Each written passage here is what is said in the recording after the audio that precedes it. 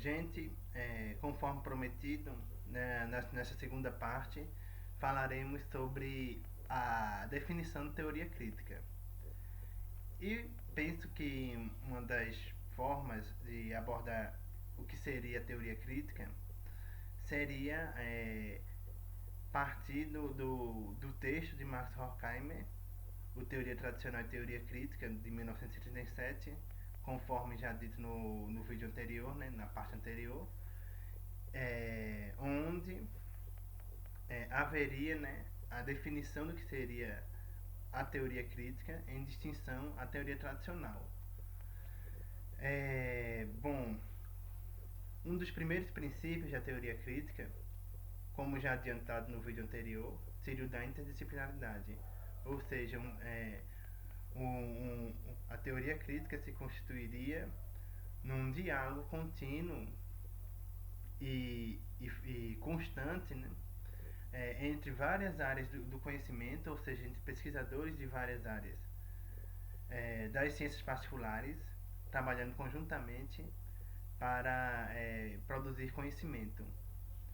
Mas a teoria crítica, e aí estaria uma das diferenças, né, entre a teoria tradicional e a teoria crítica, ela não visa apenas explicar o seu objeto de estudo, ou seja, a sociedade. Mas além de explicar e de apreender o seu objeto, sempre há em vista um horizonte de emancipação. E o que isso significa? Significa que é, o pesquisador ele deve não apenas explicar a sociedade, né, como um todo, seja em vista as relações sociais, ou seja em vista as estruturas consolidadas, como é o caso da tecnologia, né, que afeta diretamente a vida das pessoas e etc. É, além desse ponto da explicação, que já seria um dos princípios da teoria tradicional, um outro ponto seria não apenas explicar, mas ter em vista uma postura crítica diante da realidade. Postura crítica esta que envolveria, em última análise, um horizonte de emancipação. E esse horizonte de emancipação, em resumo, diria respeito a buscar na própria realidade os fundamentos para a superação da dominação. E com este ponto, aqui valeria a pena destacar um outro conceito, que seria o conceito de crítica imanente. O conceito de crítica imanente, que também seria um dos outros princípios fundamentais da teoria crítica, para além da interdisciplinaridade, diria respeito justamente a buscar os potenciais emancipatórios, ou seja, buscar o que tornaria possível a superação da dominação existente, né? A superação da dominação capitalista na própria realidade e não fora dela. Ou seja, não caberia, tendo em vista esse princípio da crítica imanente, ao pesquisador olhar a sociedade de fora e com esse olhar externo instituir princípios também externos a esta e tentar impor esses princípios conforme ele ache melhor, como seria o caso de, por exemplo, construção de modelos utópicos, onde se almejaria uma sociedade perfeita, e aí faria um contraste entre esse modelo utópico e a sociedade existente vista como problemática. Bom, então, não seria este o ponto da crítica imanente. O ponto da crítica imanente primeiramente, entender o funcionamento da sociedade a partir da sua análise e descrição, para, após essa análise e descrição realizada efetivamente, se possa com isso entender o que é que nesta realidade apresentada enquanto problemática, e problemática por quê? Porque é uma sociedade dividida em classes, onde há, né, a classe dos abastados financeiramente e a classe dos proletários, é, onde há claramente uma dominação presente, né? Dominação esta plenamente reconhecida pela teoria crítica, é, e a crítica imanente ela tentaria encontrar os princípios de superação dessa dominação na própria realidade, pois eram ainda seria, né, um dos pressupostos da teoria crítica é que apesar da dominação, a própria realidade carrega de maneira latente os próprios princípios para a superação da dominação, o que em última análise instauraria efetivamente uma sociedade verdadeiramente livre e, harmônica e conciliada. Mas valeria a pena também falar de um outro ponto interessante que teria a ver justamente com o que foi dito, né? Ou seja, com mais dois outros conceitos muito importantes para se entender a teoria crítica. Seriam os conceitos de diagnóstico e de prognóstico. Onde, segundo a teoria crítica, né, os dois conceitos não poderiam trabalhar de maneira isoladas, mas pelo contrário complementares e sempre complementares. Em resumo, o diagnóstico diria respeito à compreensão da constituição da sociedade,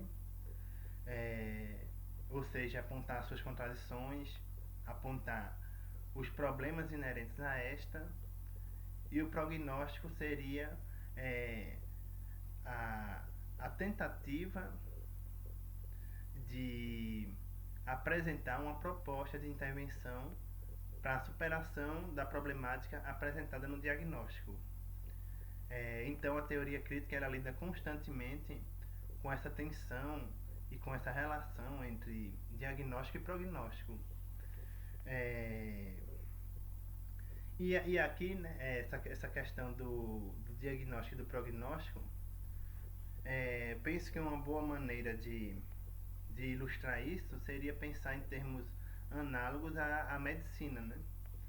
Ou seja, a atividade do médico, que seria, pegando algum exemplo, quando algum paciente vai se consultar com um médico e aí ele não sabe o que tem, né?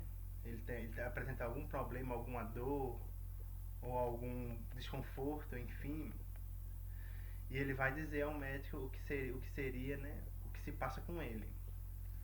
E o médico vai dizer ou vai tentar, né, dizer o que seria aquele problema, o que seria a atitude daquele diagnóstico, e para a resolução desse problema, ou seja, para a resolução do diagnóstico apresentado, né, vai propor alguma coisa, né? Vai propor um remédio, um tratamento, enfim, que seria justamente o prognóstico.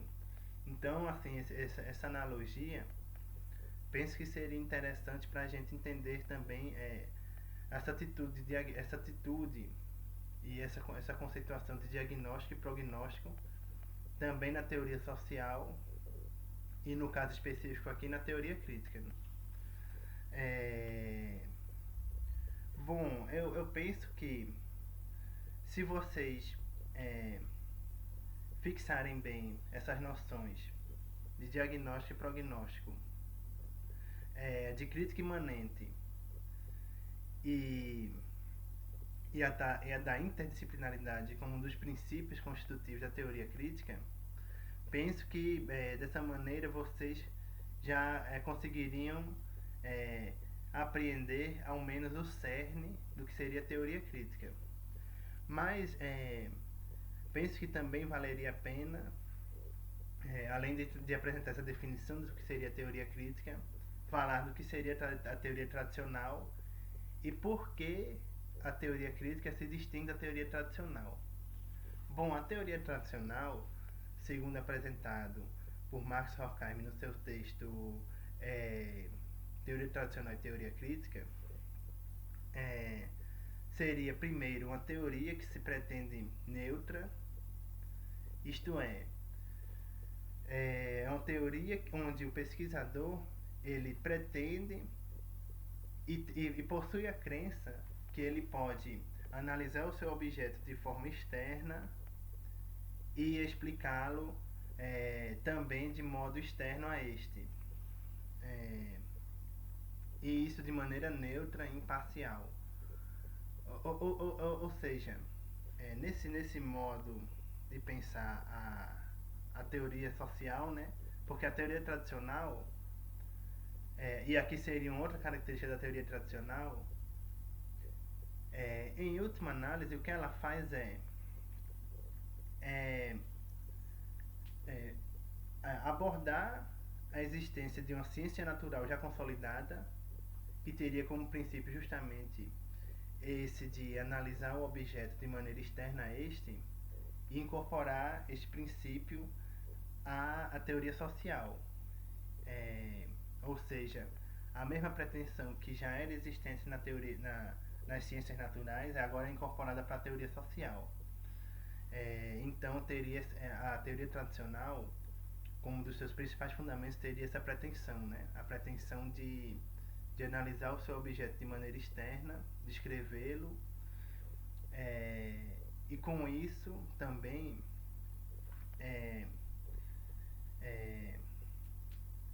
o observador, ou seja, o teórico, ele não teria nenhum tipo de juízo sobre esse objeto.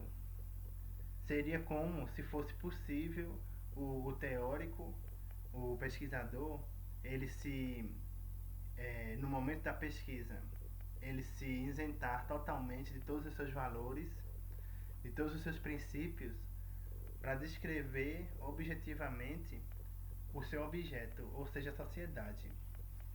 E esse seria um dos primeiros pontos, ou um dos principais pontos, que a teoria crítica vai criticar na teoria tradicional e, portanto, se diferenciar dela. Porque a teoria crítica vai ver isso como algo impossível, né? Ou seja, vai reconhecer uma impossibilidade de neutralidade no que se diz respeito à análise da sociedade, uma vez que o teórico mesmo é um agente social, assim como a sociedade como um todo, né? Ou seja, não é possível ao pesquisador essa posição de exterioridade almejada pela teoria tradicional, porque o teórico tradicional, ou melhor, o teórico, não, o pesquisador, é ele mesmo parte integrante da sociedade que ele mesmo analisa, né?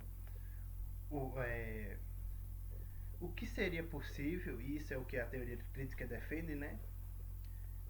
É justamente a postura crítica diante da realidade.